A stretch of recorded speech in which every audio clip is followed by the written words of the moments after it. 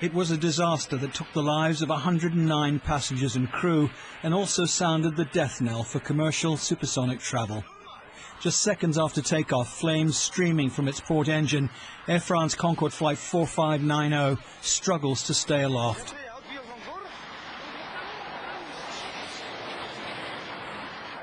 Moments later, it crashed onto a hotel in a village near the end of the runway at Paris's Charles de Gaulle airport.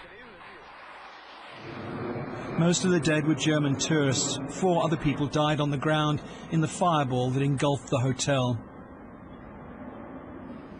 A decade later, a French court has ruled today that Continental Airlines was criminally responsible for the disaster outside Paris 10 years ago. The Air France flight was cleared for departure just after a Continental Airlines flight had taken off. Its tyres burst after hitting a 17-inch titanium metal strip dropped by the Continental plane. The debris from the tyres hit a fuel tank in the port wing, turning the supersonic airliner into a fireball. The pilot struggled to maintain control of the doomed flight. Lasted less than a minute. In court, the piece of metal was produced as key evidence in the trial. Continental and one of its mechanics were found guilty of manslaughter. The airline was fined £170,000. Its lawyer said the verdict was absurd. We will appeal this decision that protects France, that does not respect law or aeronautical security.